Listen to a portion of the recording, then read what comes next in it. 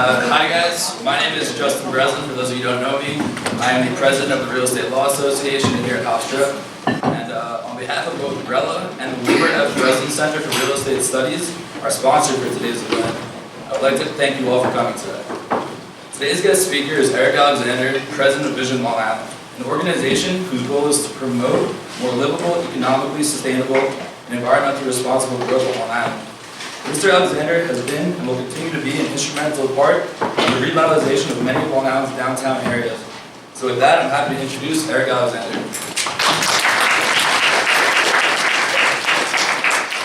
Thank you, Justin. Thank you. Very cool. Cool to be here. No, great to be here, guys. I run a group called Vision Long Island, and we're somewhere in between where the real estate industry is, where obviously professional services like law, like legal services, and then where community civics and chambers, so we never know where we're welcome, because sometimes there's people fighting, everybody's fighting these days, the world's polarized, everyone's yelling at each other, so I wasn't sure, as some of the older guard in the real estate industry don't necessarily like some of the downtown stuff we promote, but I think we're in a welcome place, and certainly Justin's definitely an advocate. I think some of the other people on your committee setting this up, so it's kind of cool to have an academic forum. To be in front of those, a video camera on me, so I won't say anything too strange. I know your professor couldn't be here. I think she broke Sprained ankle. Sprained ankle. That's terrible. So yeah, one of my staff, I got a shoulder disrupted, so she was going to be here, but she can't be here today. So I'm glad there's some kind of tape here. So yeah, so great to be here. I have to thank, obviously Hofstra's a sponsor of our organization, so I got to thank Hofstra, Melissa Connolly up in the president's office. She's awesome. And Larry Levy's a friend too. A lot of great professors and directors here at Hofstra. It's a good place for learning. So I know a lot of graduates who come through the program. So so there's first, second, third year? Yes. Okay, so how many first year law students? Oh, all right, so we got a majority. You guys are like the day. How many second year? Okay, a few. Third year? Handful. Okay, all right, got it. So we're getting to some of the newbies, but some folks 202 level. This is interesting. So all right, so we'll have a good discussion there. I'm going to talk for about 20 or so minutes, and then maybe a couple minutes long, and we'll get into a robust dialogue about where. I'd be curious to hear your guys' take on the work. Most of you, I guess, are millennial. How many folks are baby boomer? No. How many folks are Xer? Any Xer? All right, one Xer. Where's another Xer? Colin, is there a third Xer in the house? Not at all. All right, so we're alone. The rest of you guys are all millennials. Yes, all right. It's interesting. Sorry, that's controversial.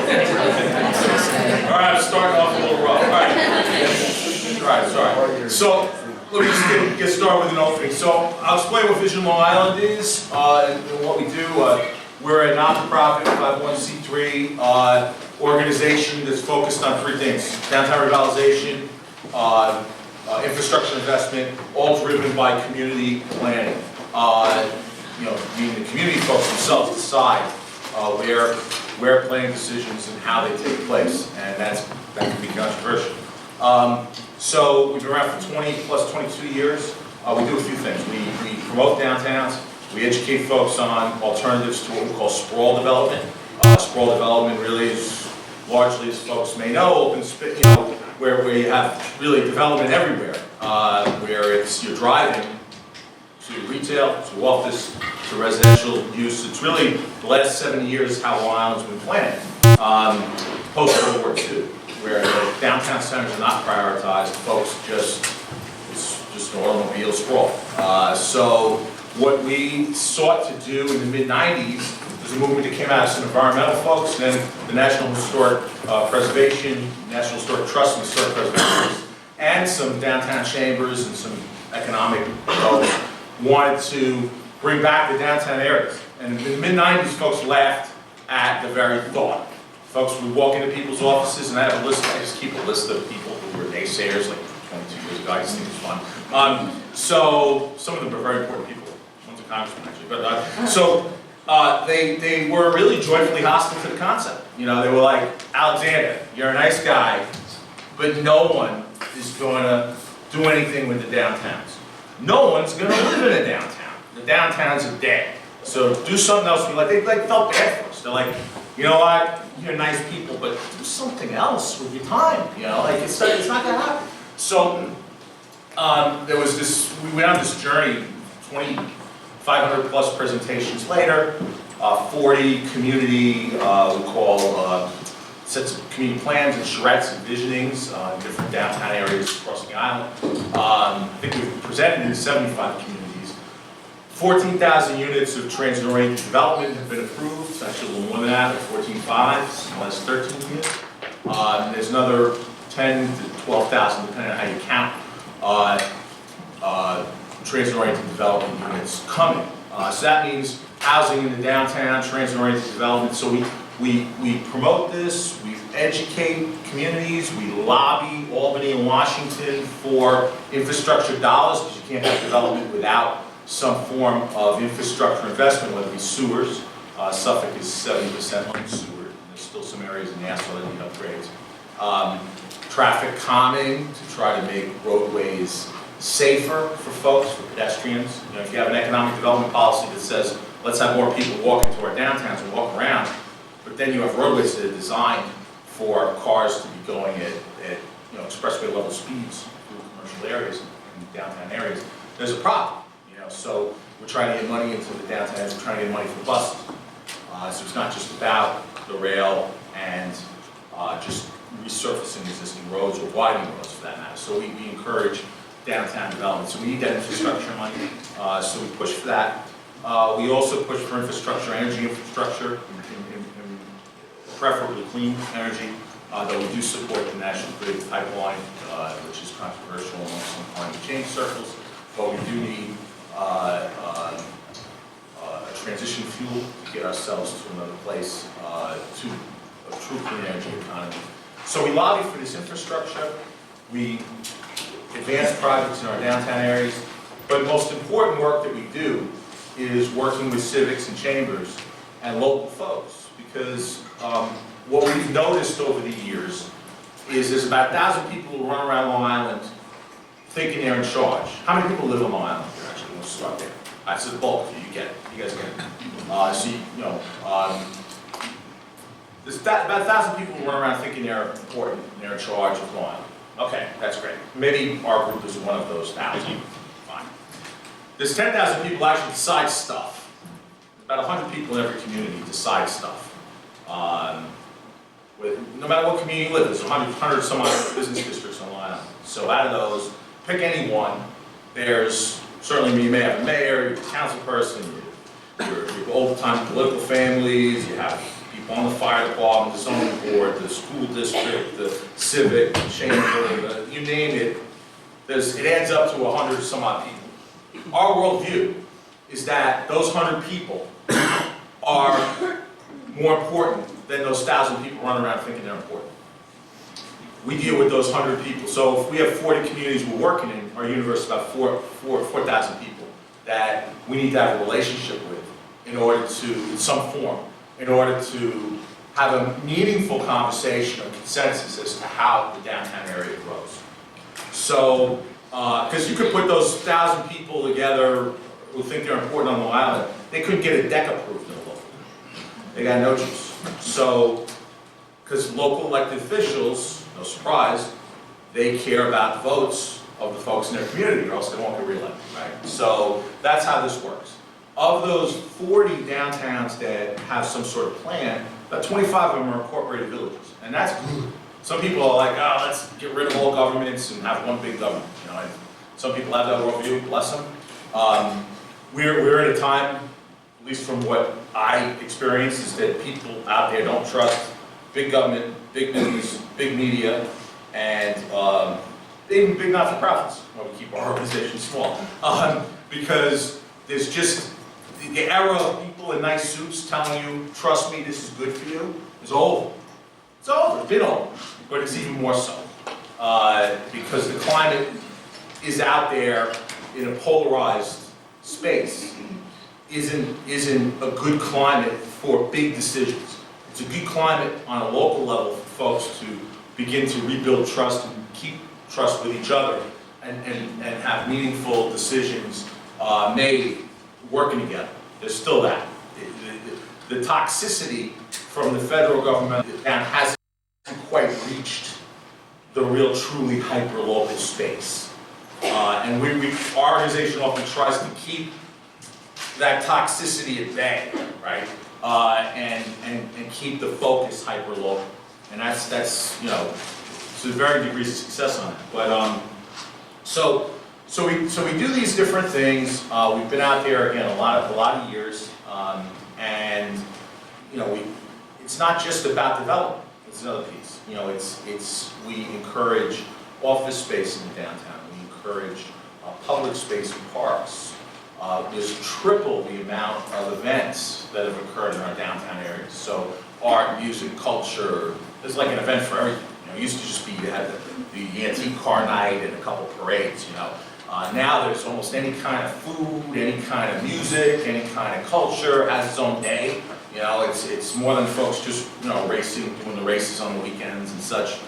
So all the downtowns are full of people. It's a place to congregate, not just for these events, but also week in and week out. Most of our downtowns that we've been working in have filled their vacancies through restaurants, bars. I mean, you guys are millennials, right? So how often do you guys go downtown, in different downtowns for food and drink? And how many people like beer? Only half of you. Okay. How many people like wine? No, women. Yep. All right. How many people like coffee? That's gonna be the most popular. All right. There you go. All right. So all that stuff's happening in the different downtowns. Thank God. Right. So you know, you don't have to drive far to go far to get these places in.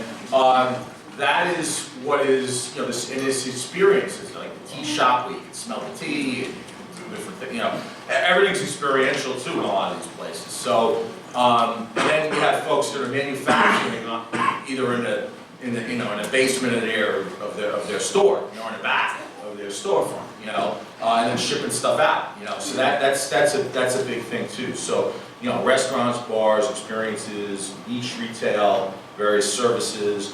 So it's not your parents or your grandparents' main streets where, you know, you used to have a shoe store, you used to go, you know, maybe get special clothes here or there, you know. A lot of that stuff's changed. You know, a lot of people are doing things online. Clearly, you guys all are. You guys are all wired in. So the brick and mortar retail shops, there's, you know, historical ones that have been around for a long time, struggling. But their shops are transforming into these new economic opportunities, which is a good thing. So this transformation, whenever there's transformation, there's conflict, and you know, people struggle a little bit. So trying to move through that, you know, there's something that you guys will all face, and if you guys, I didn't ask the question, what type of lawyers do you guys want to be? So what type of lawyers are you going to? Now, how many of you just want to be developers and just dive right into the real estate side, kind of an equity perspective? Okay. All right. How many of you guys you're going to provide services to the private sector? Raise your hand. Okay, so some of you. How many feel you're going to be like public interest type lawyers in real estate sector? Okay, some. Then probably the rest of you some kind of services, right? I mean, so trying to get a bearing in what they call public hearings. You guys are quite well aware. Public hearings on the local level are wired for conflict. Just the structure of them is you're gearing for war, right?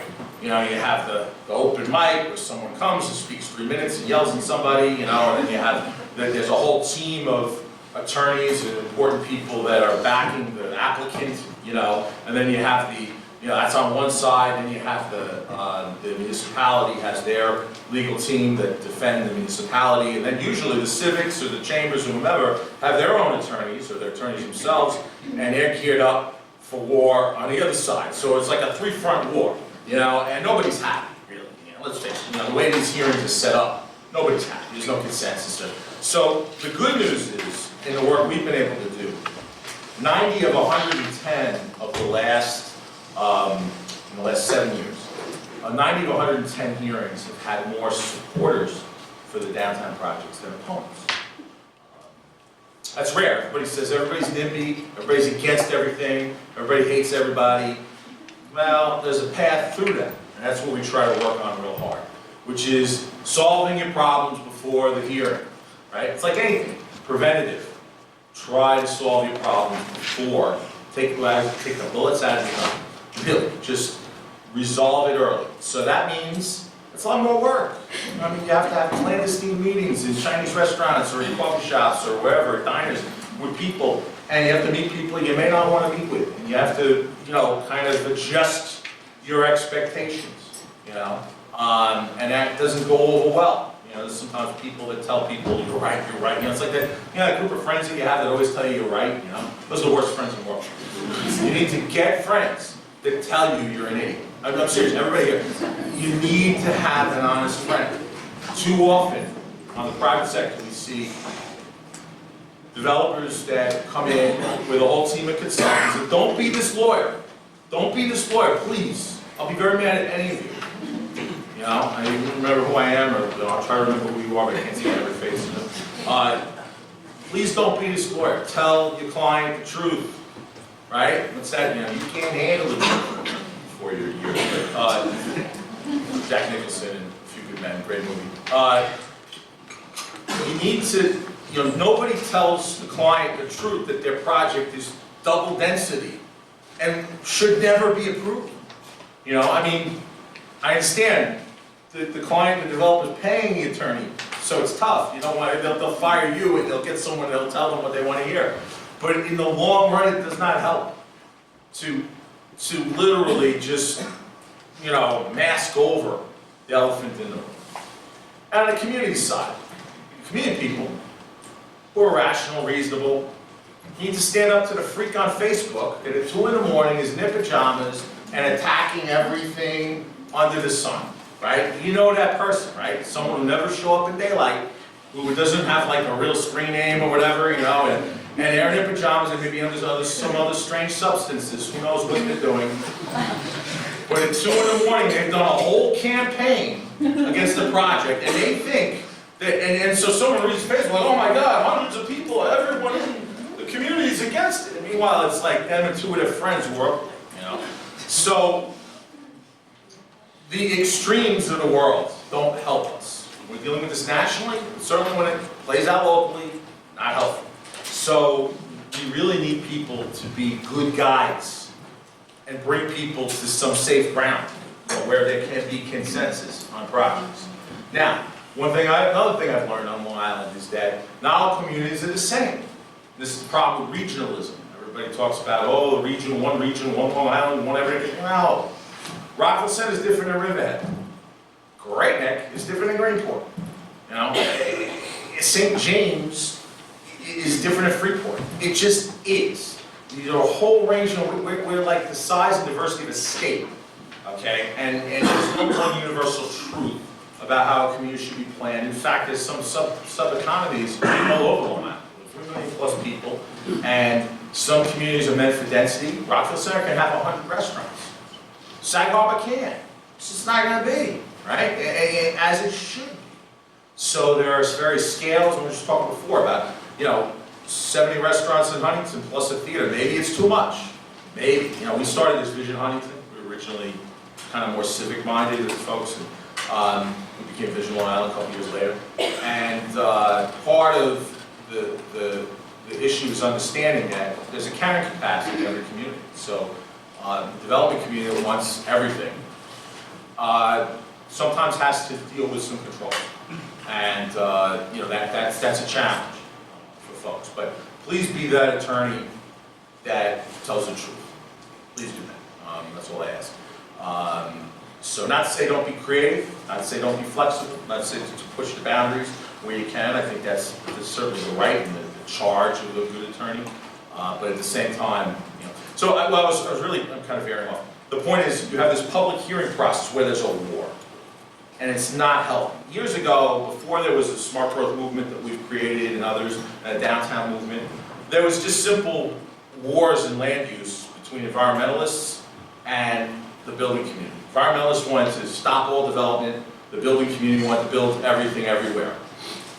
Since then, there has been a whole movement for open space preservation, movement for downtowns, the movement to change the housing stock. Years ago, it was just garden apartments and single-family homes to varying sizes with mansions and other things.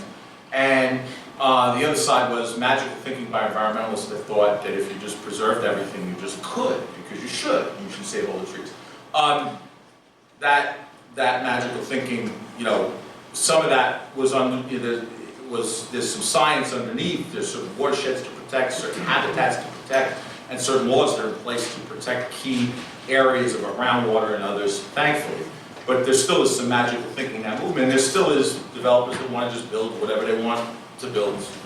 And the old school thinking was, I'll go to the politician's fundraiser, I'll pay great attorneys tons of money to steamroll over, and maybe we could, if we get denied, we'll sue, we'll litigate, and you know, we'll see there'll be a court stipulation that determines what we build anyway. You know, that's the old way of doing things. What we've been trying to do in recent years is, before any application comes forward, let's get the community together to say where you want to build, where you want to preserve, what type of building you want to see, what types of uses you want to see throughout your town, and almost get the municipality to pre-approve certain areas through a zoning code or a SECRA process, and literally change the codes as of right. That's been a goal. We've gotten some communities to do that, and that doesn't always work great because sometimes there's different factions with the community, never get complete consensus, but you get a majority opinion oftentimes that says, hey, here's a traditional downtown Farmington. We did a plan there, and it was our, you know, kind of, after we left Huntington, it was one of our first plans that we were really proud of that came to life. There were tons of vacancies down there at the train station. There were strange behaviors, you know, you want to talk about, you know, and glad that stuff's kind of gone.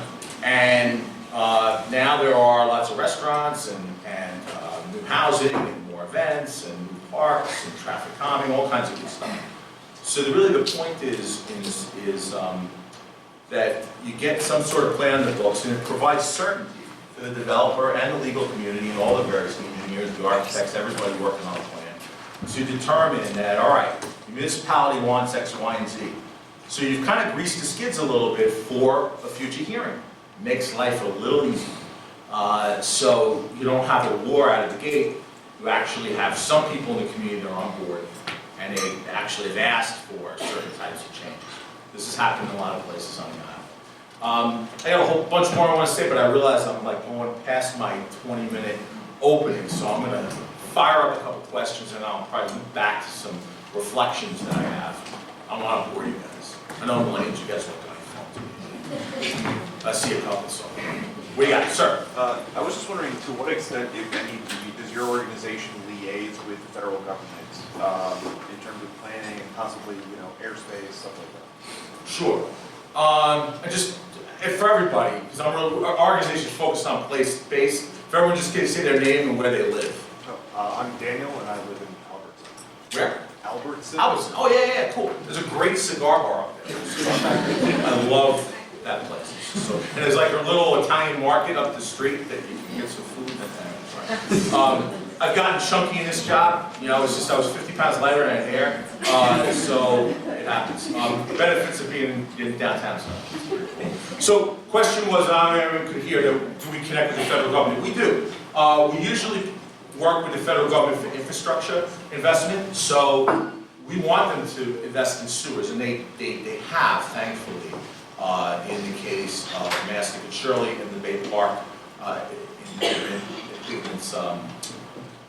Mastic, Shirley, Kings Park, and Smithtown, Southwest Sewer District, and the Bay Park Treatment Plant in Nassau, which covers a whole chunk of Nassau. That needed to be upgraded. So post-Sandy, that money came.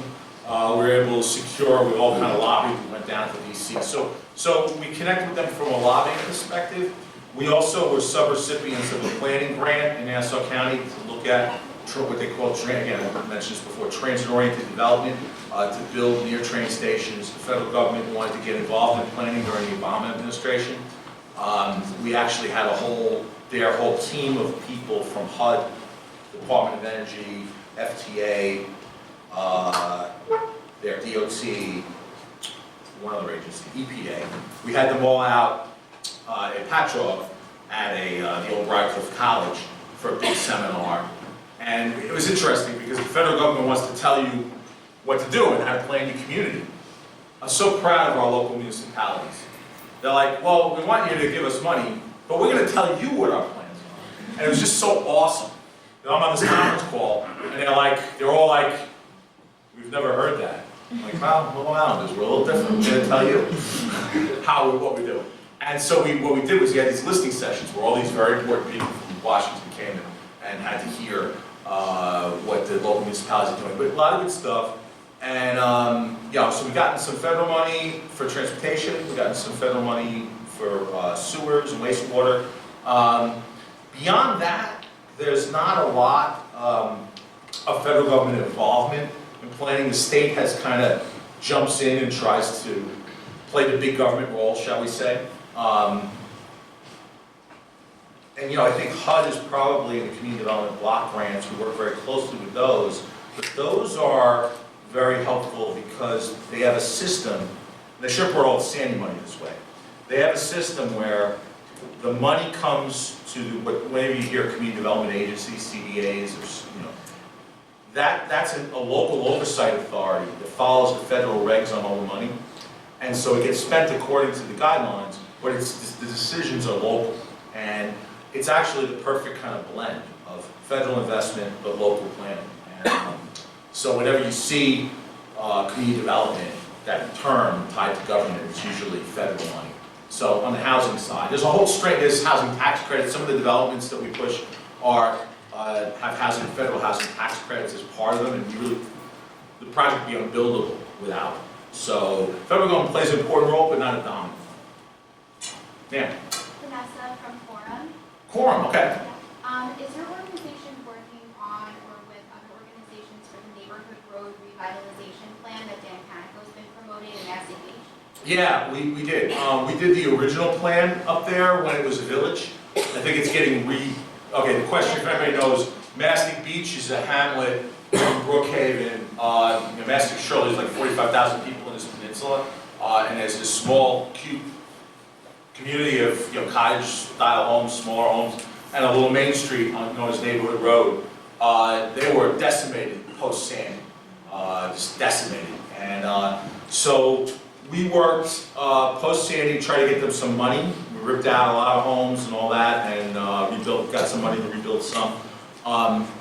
We did the original plan with the village. They made themselves a village, and then they voted to remove themselves as a village. So it's an interesting model. They had a good idea on how to rebuild Neighborhood Road, but now that it's back with the town has to kind of codify all that. So we're in an advisory capacity now. We physically rewrote the original plan. Where it goes, the community's got to accept more development, and there were some times where, I won't mention names, but there have been planners who went down there and did this to them. I told them they're all idiots, I remember I had a funny moment when I went to that community, and I started talking to them about apartments over stores on Neighborhood Road, Main Street, and they're like, all right, Mr. Expert, this is a tough community. They're work-class folks, and I'm a work-class guy who show my tattoos or whatever, but I kind of can relate to these guys, but they saw me in a suit, so they're like, all right, Mr. Expert, why don't you tell me what kind of person's going to live over a store? You tell me, Mr. Expert. And so I was like, I raised my hand, I'm like, I live over a store. I said, I do. I practice what I preach. I lived on Main Street for 25 years. I love it. And so it's funny. It's an honest community. The folks, one of the guys like, all right, you asked your question. Now shut up and let the guy talk. I had to pass the truth test, the loyalty test to these guys, And they're good people. They've just been decimated. Sandy, when you think about, if anybody knows that community, it's, between the home heating oil on their front lawn after the floods, the sewage, it's just awful. The cesspools, it's just what people had to live through, and sometimes resources don't go where they need to go. And Dan's doing a great job. If you see him, tell him I said hi. He's awesome. Any other questions? Oh yeah. Yes. Maria from Glen Cove. Yes. I'm sure you've heard about the downtown revamping of Glen Cove and Garvey's Point. To what extent, did your organization was involved in it, considering RXR was a big player and they're getting extreme tax benefit from building these apartments and stores in the downtown area and also by the water. And like also the fact that there was contamination in the grounds of where they built some of these apartment buildings. Like, how do you got do you have any like leverage going in and like speaking with like the mayor and developers? So, again, my name is I'm old here. So, 5 mayors ago in Glen Cove, Swazi? the first Swazi, Tom. Tom. Love Tom. Okay. He doesn't love me, so you don't have to, you just tell me, sorry. So he wanted to do a mini mall by the water. So RXR was the third developer. All right, so just backdrop. Glen Cove, City of Glen Cove had and still, most of the cleanup's been done, but a very contaminated industrial waterfront, industrial property on the waterfront, and similar to Brooklyn and other areas where you really want to clean up these industrial waterfront areas and turn them into highest and best use, which in this case would be something. The original vision was to create like a mini mall. There was a developer tied to that didn't go. Then there was another developer who came on board. RXR was the third developer, and then there's been 5 mayors since Tom. Every couple of years in the city of Glen Cove, somebody wins by 200 votes, which is like 25 votes. It just goes back and forth. And every mayor is terrified of losing by like 200 votes, so they're all like nervous. And it just happens. It's like self-fulfilling prophecy. There's always people that battle it there. So as far as leverage, it's hard. There's like 2 camps. And, through the years, we have been asked, we've had no formal role in the city of Glen Cove in a planning perspective. However, we have weighed in on many of their master plans and provide some advisory services on just pro bono, just trying to guide some of these guys, and try to work with the chamber and the business improvement district. I think your question regarding the major developer RXR, which is finally built the waterfront area, and there were fights about should the developer get tax breaks. Similar, and I'm sure have you guys heard about this with the IDAs? Is anybody aware of tax breaks, industrial development agencies?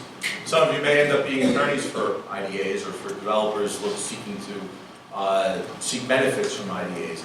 But the industrial development agency sets tax rates that are 11% on average lower than if they didn't get this tax break. And the purpose is for the developer, they feel, in most cases they're right, they can't afford the first year, or first 5 years, or first 10 years to pay full freight on taxes because they're building their infrastructure up. They're just starting a project, so they're not fully operational and fully leased up until later into the process. So they need kind of a scale to get them to a place. That's a tougher argument when you have a billionaire developer in the case of RXR. It's like, wait a second, they have the resources, But still, it's a sound business decision to invest for them, to invest in a waterfront that's been contaminated, that they had to pay to clean up, and they're not fully operational until much later on. So they got a big tax break, no doubt, but they did put some of the parks and some of the roadways in first, so the community can benefit from the public space. That was the compromise. The last mayor set that compromise, the current mayor did not. So the real question is how the current mayor and the board feels about it. It's happening. They're built up. They have a ferry service coming online. We're happy to see it happen. These things have been talked about since 30 years now. I mean, this is like 1990. So it's been a long run planning down there. I know it's controversial and people complain. I'll talk to you more in detail offline if you want to get into the personalities and stuff. Yeah, because there is so much controversy and so much back and forth, and I think there's a lot of it's like lies too, and like under the table deals. So we can talk about it offline. How many people believe what they read online? How many people, how many people, no, I don't think, let me stop. It's rough. I mean, it's just, there's so much misinformation. I mean, I had this situation recently in Baldwin, community of Baldwin, where there were 2 newspaper articles that mischaracterized what was actually happening. And tons of people who weren't involved in the meetings talking about what they thought was happening. And I literally, in the meeting on Friday, I had to just be like, look, none of you all were in this meeting. One person isn't working there anymore, another one lost the election, another one. So there's nobody who actually knew what happened. I was at the meeting, so I'm gonna tell you what happened. And you have to kind of cut through the BS. And the problem you have too with the media these days, everyone's looking for the clicks. So they are creating a narrative that's more polarizing than really exists. So, I had this scenario where, in the community of Lindenhurst, where if you read Facebook, you think the whole community hates this new downtown project. Like, I'm bringing some of my people I know in Lindenhurst down to the hearing because I'm like, hey guys, you gotta come to the hearing because, oh my God, everyone's against this thing and it's a good downtown project, you wanna see it move. And the hearing had like 200 people. You can tell by the claps, maybe 3 out of 4 people in the room were for the project. If you went by the speakers, 34 spoke in favor, 12 against. Okay, 3 out of 4 probably for it. But again, if you look at Facebook, you think everyone hates it. So, and then the way they wrote the story was 1-to-1. The people who hate it and the people who are like for it, like passionately. And it's like, all right, the story shows 50-50. It doesn't show 75-25. Like, it just, they want to create the conflict. There's incendiary language in the story and blah, blah. I'm like, hey, it wasn't an incendiary hearing other than maybe 15, 20 people out of the 200. So if we're tuning into the extremes, we have a problem. Because, the world ain't all just about black and white extremes, I mean, the world is about, that complicated gray. And sorting out real estate, land use, and good legal work is about, and certainly planning work we do, is about negotiating these kind of nuanced things. And people are, it's like I talked to my wife, conditional love. I'll love you if. We'll love this project if it provides some of the things the community is looking for. Better architecture, maybe safer streets or investment in that, maybe some affordable housing units, maybe some money for the school district, maybe some dollars for parking. So there is a whole series of conditions, and and as you guys know, we're going through the whole legal piece regarding SECRA. There's a public benefits page in the SECRA, in the document, that lays out what a project does for a community, or should do. And that's where that stuff gets negotiated. Because you want to rezone in some form, you need to provide something back. You need to mitigate your impacts. Those are the key principles. So I think the struggle is that when we boil things down to he said, she said, or I hate it, or I'm for it, and it's just a war, you'll lose a lot. That level of volume, you lose the nuance. And one thing I've learned about all these communities in the last, tons of nuance. Tons of nuance. They're all different. I mean, we just told 3 different stories, right? So Glen Cove's got its own mega development. Madison Beach is trying to get back from Sandy, just basically back, So, there's definitely a lot of differences. Different communities going on. Yes, ma'am. I'm Megan, I'm from Albertson also. Albertson, okay. When you work with these towns and villages revitalizing their downtowns, do you also work with them to update and revise their zoning ordinances and stuff? Since that's kind of much harder to do with mixed use in downtowns. No, you're right. I mean, there's 2 schools of thought. So the answer is yes, we do, right? So we just, most recently, we've done Westbury, Baldwin, both approved. We're working up to Great Neck Plaza, not approved yet. Hicksville, soon to be approved. We did Farmingdale years ago, that long approved. So it's just a few. So we do. We're higher municipalities, sometimes community folks. We're not higher developers. But, so we work with them to try to update the code.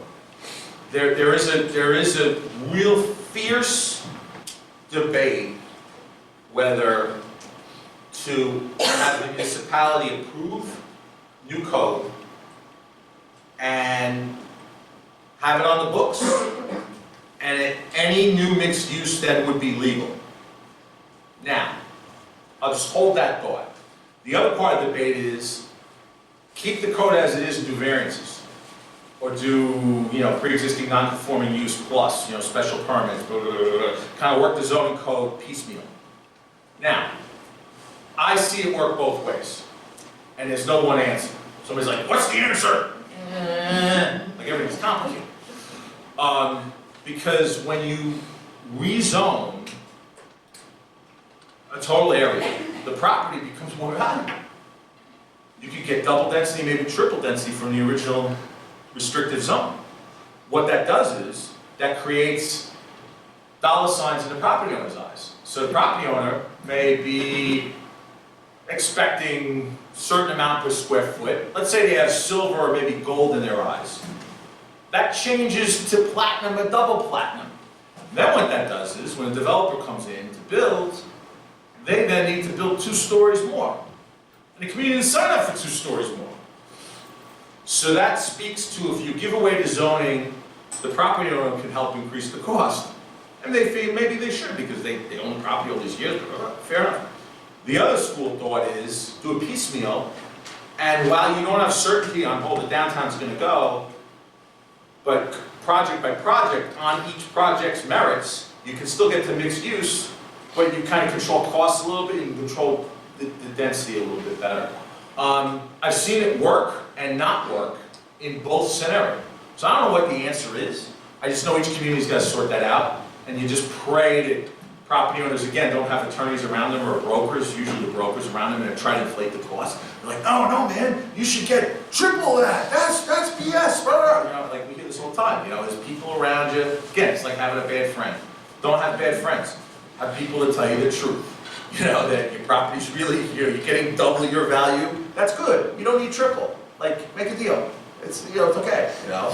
I'll get to the 4 values that cause all kinds of problems in public life in a minute. That's how I'm going to close, because I need to get to those. But, yeah. More questions? Yes? Mary Virginia Bayville. I was wondering if Where are you from? Bayville. Oh, Bayville. I was wondering. We've never been invited to Bayville, and I don't think they like smart growth, development, downtown development. I'm just saying, I don't think so. Well, this is my question will be related to that. Yeah. Was your organization though ever involved with, you know, the tunnel, you know, from Bayville to Rye, New York? You ever read into that, or? No. We've not been involved in that. There is a merit to have, in our view, some sort of tunnel. Probably not there, definitely not there. Our friends over Friends of the Bay were, Heather Johnson is a dear friend who runs Friends of the Bay, kind of helped commandeer that effort against that. That was just kind of an idea that the governor floated. I think he retreated from it in short order.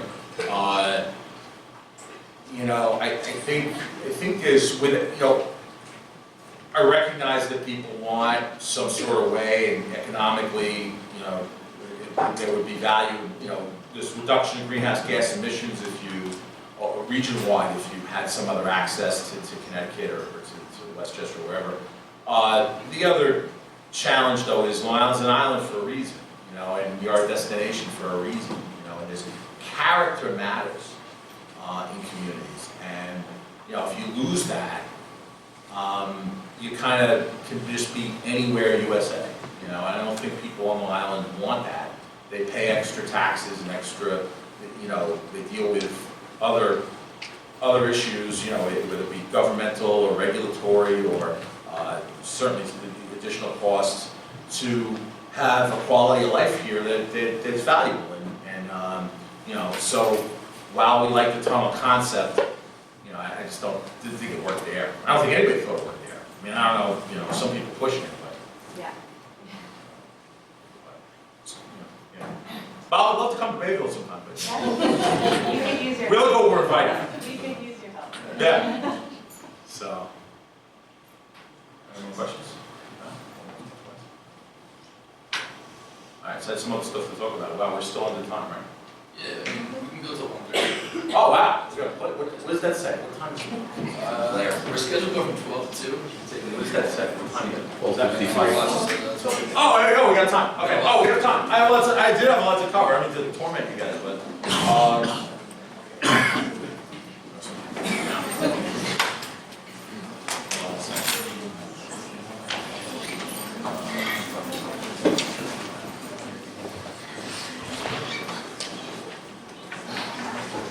all right, so I wanted to get into the top things. Is it the important principle?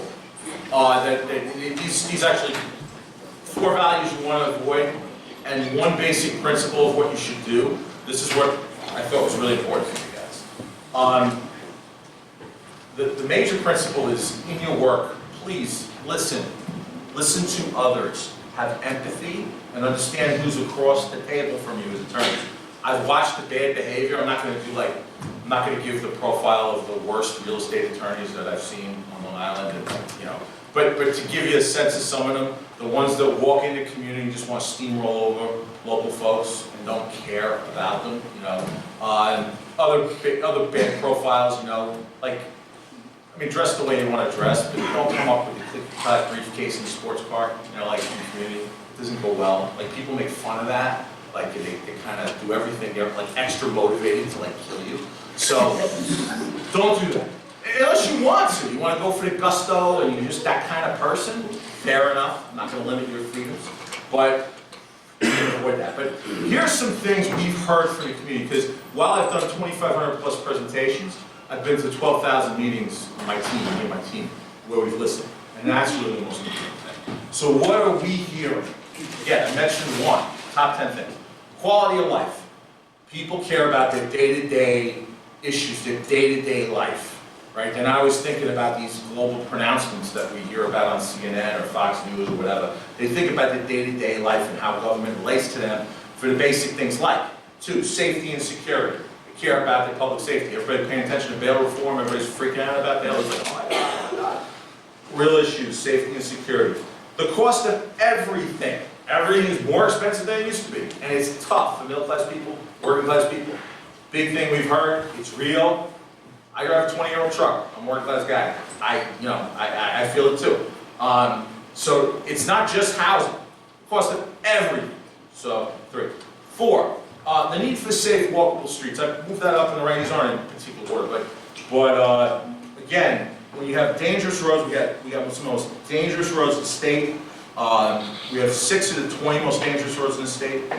We got young people, we got seniors, disabled folks, other folks that are trying to traverse our dangerous roadways that were meant for high-speed automobile traffic. And we have young people, you guys are young people, but the high school kids that come to the meetings, they joke about Frogger. They're like, yeah, I played Frogger across the road, okay. So we can do better than planning Frogger-style roads. Let's calm the speeds down. We're all on devices anyway. Eventually there'll be automated vehicles, I get it, and if you trust that. But the point is, let's slow down. But the real issue is for safe, walkable streets. We do hear that people want their downtowns redeveloped. They love their downtown areas. Most folks who live near want or have that opportunity. They want to see those. Also, safe water, sewer, sewer hookups where you can do it, upgrade of cesspools where you can. But people care about their water, their groundwater, so there's environmental band in most people. Jobs. People want job opportunities. Certainly, I'm sure you guys are looking what your next job is, your next gig is, but there's people who aren't in good position. You guys are at a good college. You guys are in a good place compared to some that aren't. They're in a worse place. They're trying to figure out, while it's a good economy, some of the job opportunities aren't, a minimum wage level and not at a whole other level that folks need to be at to live on Long Island. People care about their schools. People, very much care about their schools. It's such an extreme. I have a 10-year-old, so I kind of got into that subculture now. I never really kind of got it. They always say, do you have a kid in school? And I'm like, where? My wife's on the PTA. There's a whole group of folks that care deeply about their schools and are involved in the details of all of them. And people who say, yeah, let's just consolidate all school districts and make it one like New York City, that does not play out. So people want more investment in their schools. Lack of, I'd say lack of public and private investment in certain communities. This isn't for everybody, but some neighborhoods that have not received real development or their fair share of resources. And I'm not going to pick on what those communities are, but there'll be community leaders. I saw some of them this morning at an idea breakfast, and they're like, you know what? We don't get the investment that we should. We don't get the jobs we should. We don't get the housing we should, or the retail investment. And some of it is by design, some of it's the market, or some of it's not because some people don't advocate with a lot of voice. How do I say it's like, Villages are so successful because they have someone in charge. There's someone in charge of the place, of the space.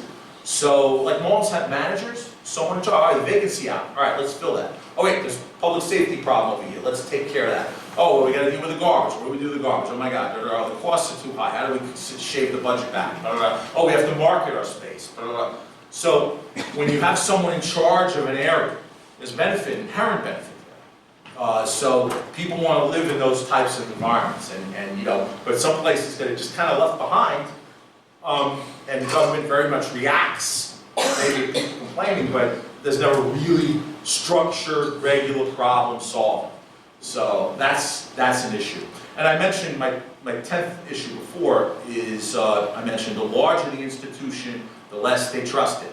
People like smaller government that they can access, and trust generally smaller structures.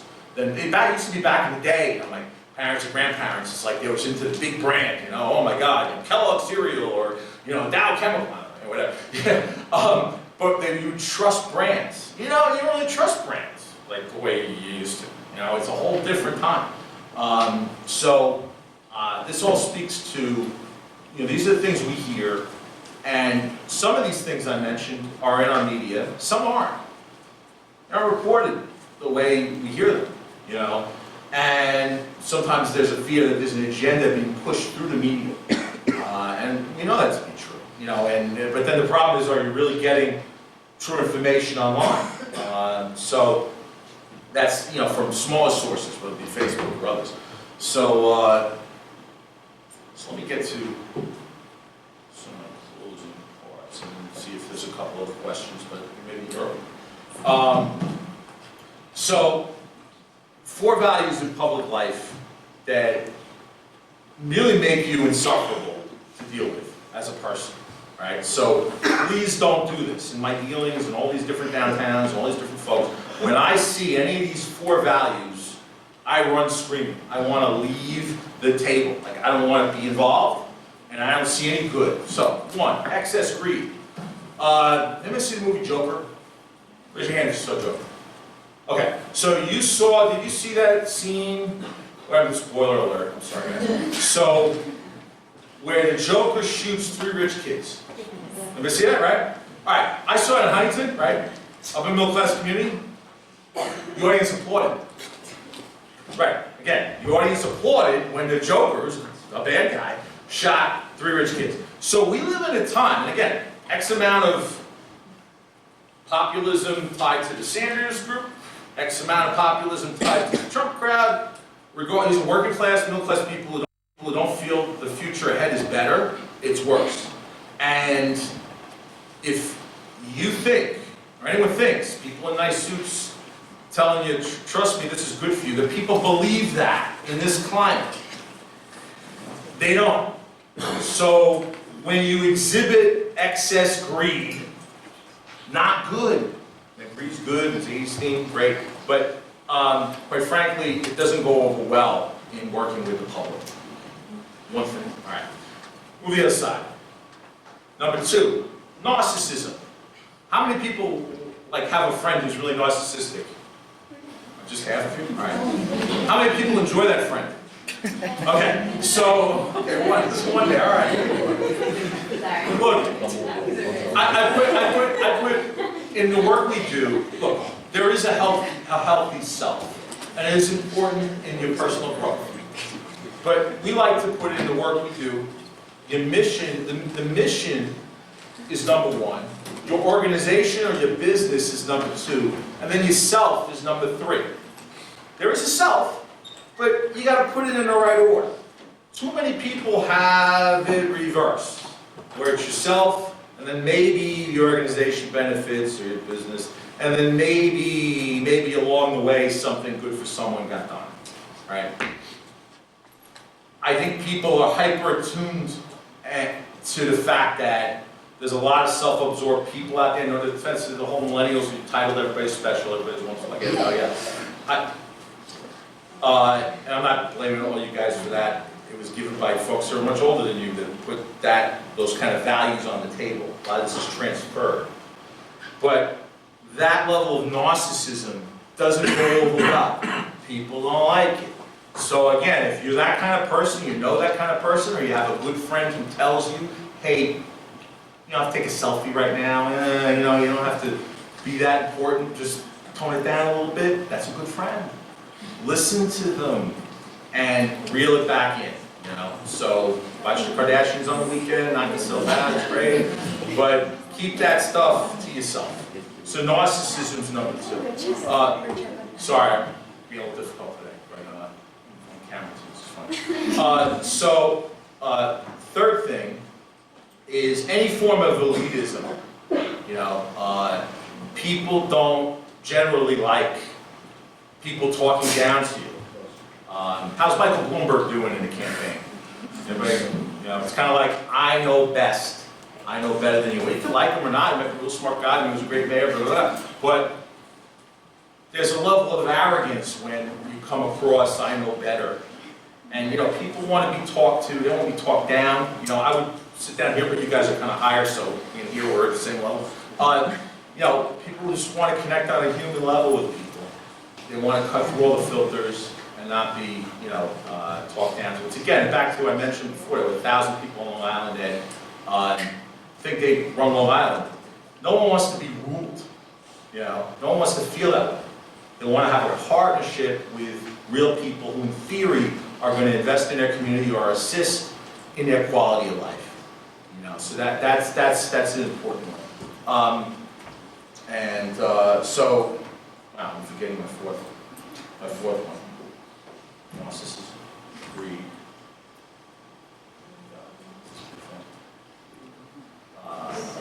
Elitism.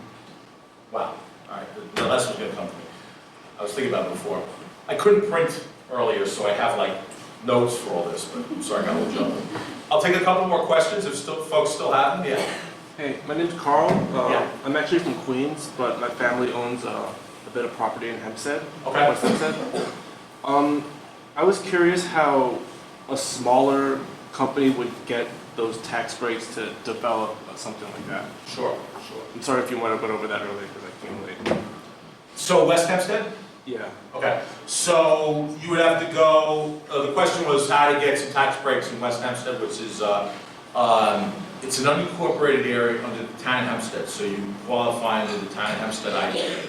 So depending on the nature of the project, you should go on the town of Hempstead IDA's website has criteria for, and forms for the type of development that you're doing.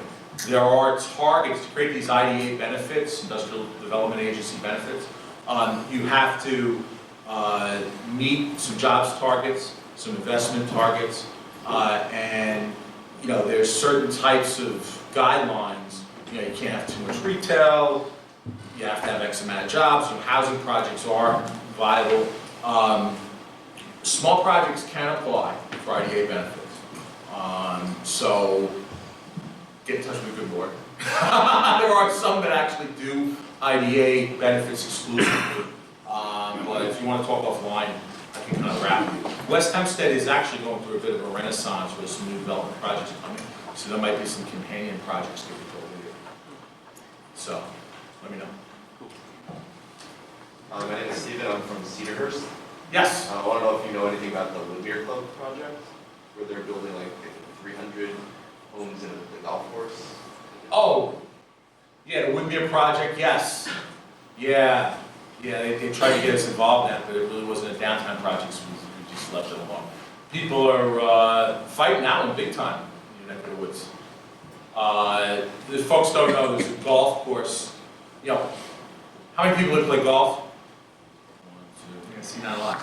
So you have these golf courses that all over Long Island that have been there and everybody thought they'd be open space forever. But guess what?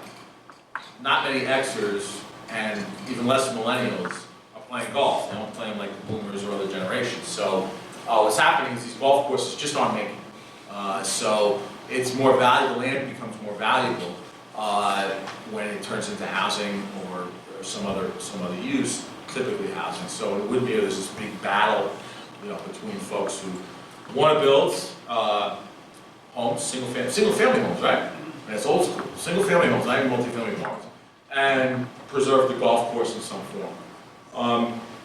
typically, if the town had put some public money aside by referendum to purchase open space, or had a transfer development rights program where you could strip some development rights from that golf course and bring it to an adjoining downtown, you could have actually found a way to preserve the site and provide benefits elsewhere, like TDR. That did not happen there. There was nobody really doing planning.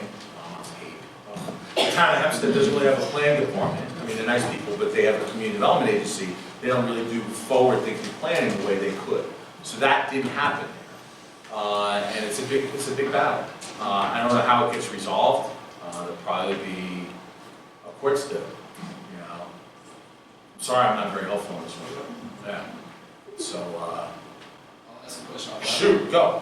So what do you think about the big box retail that is no longer needed on that? Oh, Something on that. we're thrilled. Yeah, I mean, you know, our organization started as downtown people, so we didn't really like more and more big box stores coming down the pike. We have fought 2 Walmarts. We've only fought 4 projects in our history, but 2 of them were Walmarts, one in Rocky Point and one in Patchogue. The reason there was Rocky Point in theory was supposed to revitalize its downtown. Patchogue did revitalize its downtown. And the problem with some of the big box stores, like Walmart, is they're category killer stores, meaning they go into a community and they analyze, before they go in, they analyze which small businesses are thriving.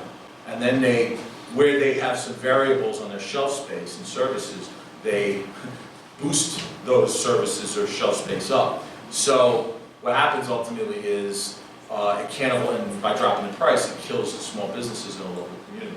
But it's different than Target. Target goes into a community and simply, they have what they have in their shelves and that's that. So, so Walmart's the kettle of a different fish, and we're glad that they're not, some of those aren't growing. We saw cannibalization from our downtowns, originally strip malls and malls, big box stores, now it's the internet. The good news is that, the big boxes are kind of saturated. We still need some, right? So folks are going to frequent the ones you have.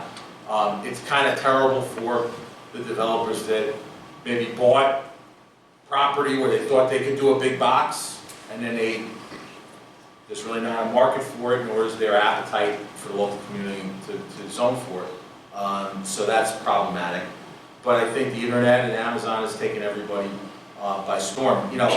Part of the deeper problem, and I think you guys have a role in this kind of conversation moving forward as a community, as a legal guide.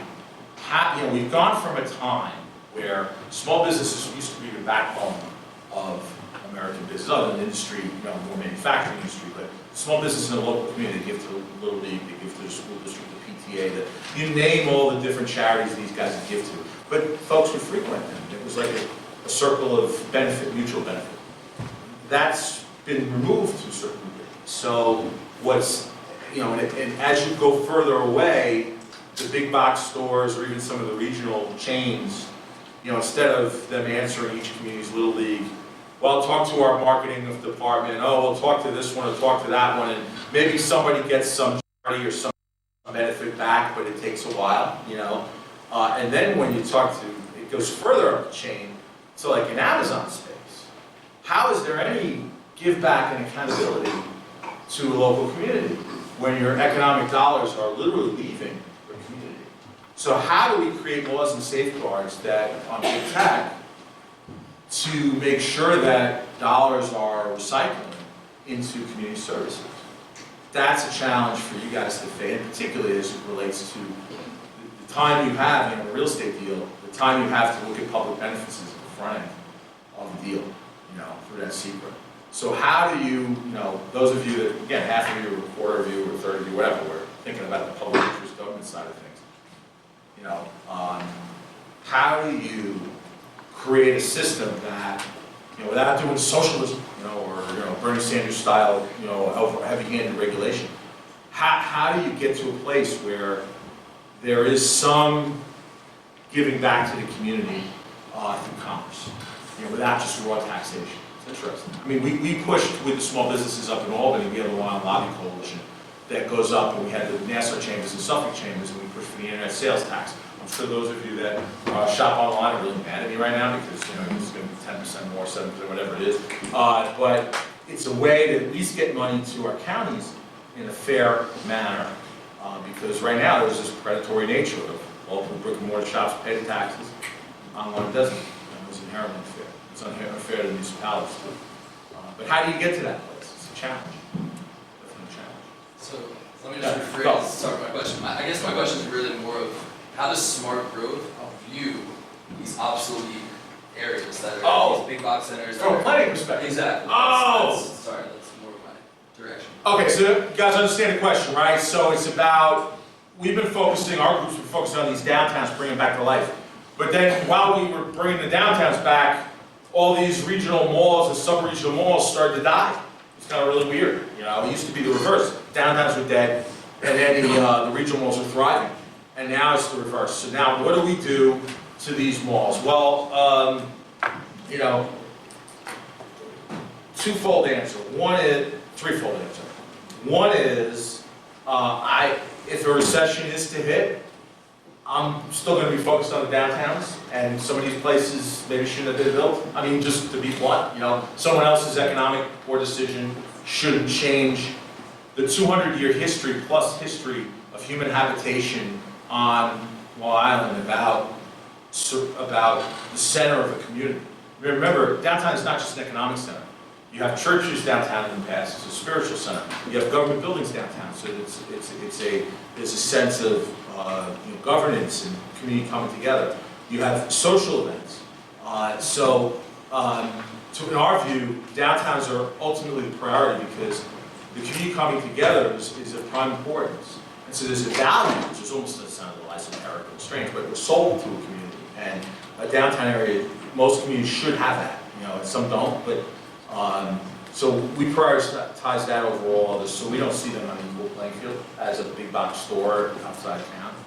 Having said that, if there's an opportunity to create affordable housing or some other mix of uses that is appropriate, not necessarily in downtown, some mix of industry, we like to see creative zoning in those areas. And you know, so I mean, even you know, entertainment options. You know, again, having a 10-year-old, I had to live through a whole bunch of those birthday parties at the bouncy places. You know, we have all of these industrial parks. It could have been a big box store scenario where, you know, there was all the different types of, you know, entertainment, the entertainment culture could, you know, when you see malls kind of right now transforming into that space slowly. So there's going to be some creativity. We have massive amounts of housing needs. And, you know, there's an opportunity to get housing into some of our commercial areas. The key is the community doesn't want, you know, high-density sprawl. They don't want, you know, every auto dealership, failed auto dealership, or every mall to have hundreds of units. There's probably somebody in Brooklyn or Manhattan who likes to play on Long Island. There's probably an intern on a laptop who looks at every parking lot and says 500 more units of housing. 500 more units of housing. You know, they come up with some crazy number. We only need 150,000 units of housing tomorrow, or we're all going to die economically. You know, I mean, that's true. But there's people out there saying it. So, you know, and that's so there are people already planning that space, you know, for thousands of units. You know, some of that should happen. There's one in Manhasset, the old Macy's, that's going through that process right now. There's another one in Hicksville that is providing absolutely no public benefits. The old Sears in Hicksville, and they're trying to go through a process to get triple density without doing anything for the community. I don't know how we feel about that project. It's not, in our view, it's not in the best form right now. But the Macy's one's pretty creative, you know, in Manhasset. But the people in Manhasset don't want anything tall and three-story buildings. So, you know, again, all this stuff gets shaken out locally. So, any more questions? Come on, I got one more. Alright. Yeah, I'll go first. Good. I know you focus mostly on downtowns, but Yeah. what about the project like the lighthouse that was supposed to be built, you know, with the Islanders and now with Belmont? Like, is there like were there any like plans that you guys worked on with those projects or? Yeah, so I guess there's, and you know, there's these 40 different downtowns where the people have self-selected They want the downtown revitalized. They've approved at least one project, and we've embraced those, and we work with a lot of those people. And then there's about 60 downtowns who don't want anything to happen, business districts, don't want anything to happen. Just want to be left alone. We say, leave them alone. You know? Then there are these, what we call the mega projects. And I think Glen Cove Waterfront is really kind of a mega project. That's one example.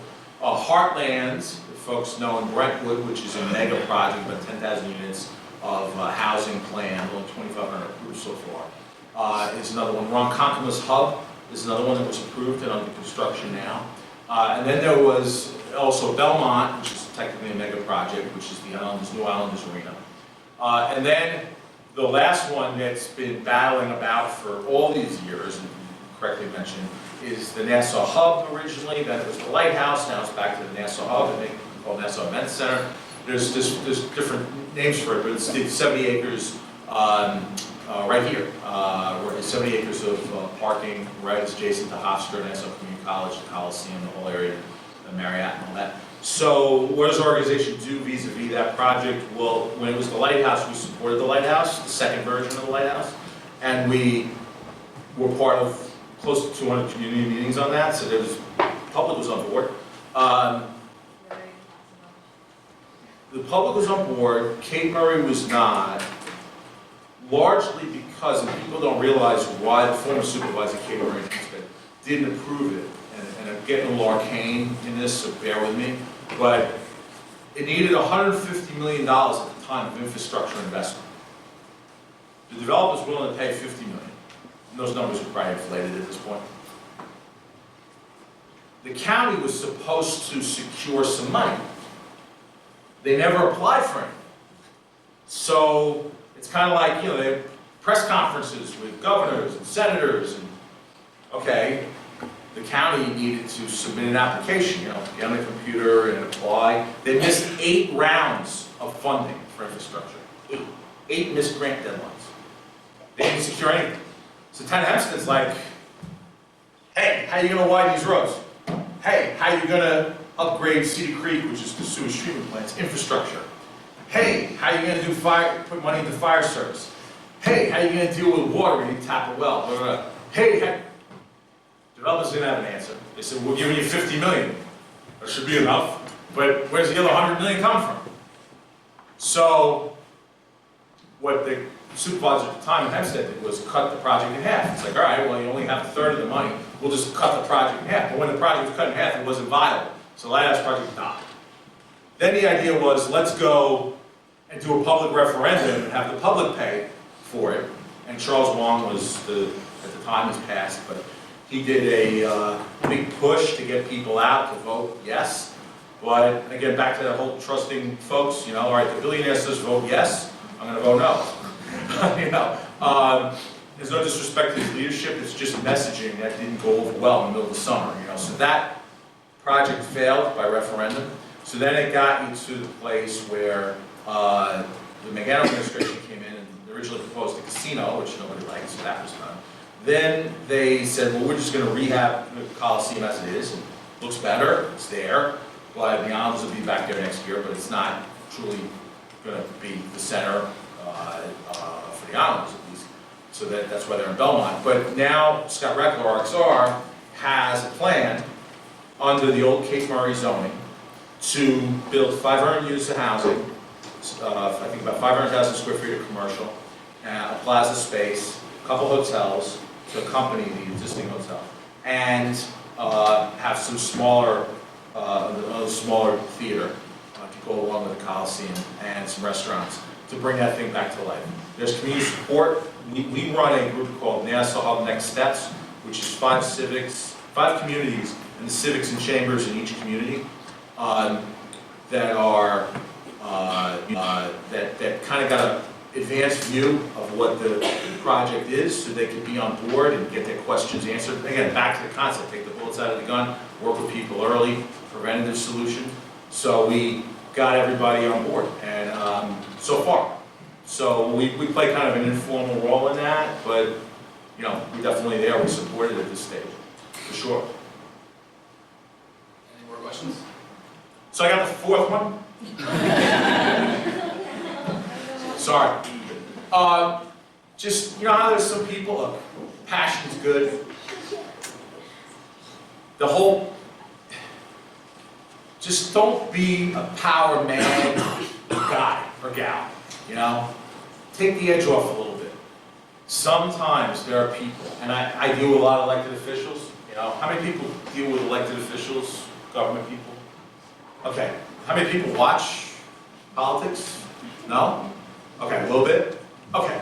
I mean, every day you see people, right? They're fighting for power. Now, you can make the world view. I was a political science major. I wasn't a real estate or a major or a lawyer or an attorney or whatever, you know, graduate political science. So I kind of get it. And in politics, there's good motivations and there's bad motivations. But in the world that we're in, again, back to that whole media thing where everybody's seeing each other pitted against each other and everyone believes in a nihilistic vision that we don't trust each other, you know, and everything's at its worst. When you see naked political ambition or people exerting power over others, you know, it doesn't go over well. People don't like it.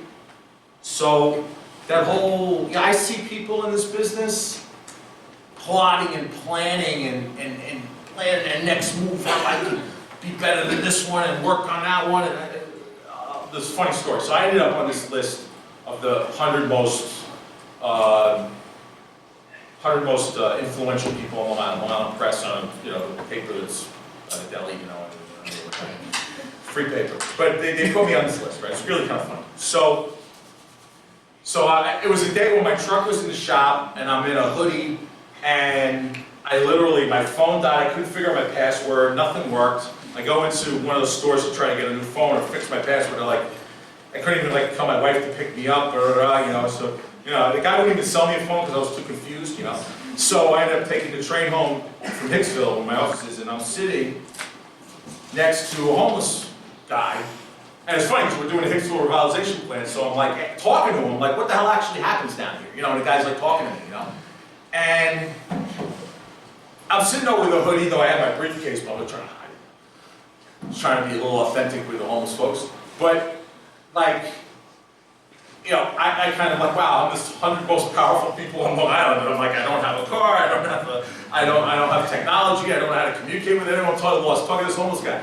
But it's like, you know what? At any point, that humbleness, that humble nature, to connect to real people, please keep that in your heart, keep that in your spirit. You're gonna need it. And look, whether you want to do it for altruistic reasons, you're gonna need it in the work you do. Because the better, and again, back to being a good friend. A good attorney is truly a good friend, tells the truth, takes the bullets out of the gun, tells them where there's problems, and is able to connect to real people. What do? I strip down to my tank top with my tattoos, and I hang out in cigar bars. I'm eating everywhere, so I'm always talking to people, you know. Stay connected to people. You're gonna need it no matter what you do in your work. And whether it be for your heart, for your soul, or just for your bottom line, I dare say, you're gonna need it. So that whole power mad thing, again, keep that on the weekends. Whenever I have like strange things that rolling around my head, I grab a little cigar, maybe a little drink, hang out with some true friends, and maybe you vent, you rant, you have your plans, you do your thing, that's great. But at least in your day-to-day life, don't exhibit some of those 4 behaviors. Whenever folks see them, run away. So I'm gonna stop there. I think we're hitting our time. So unless there's anything else. All right, thank you, Eric. Right, well.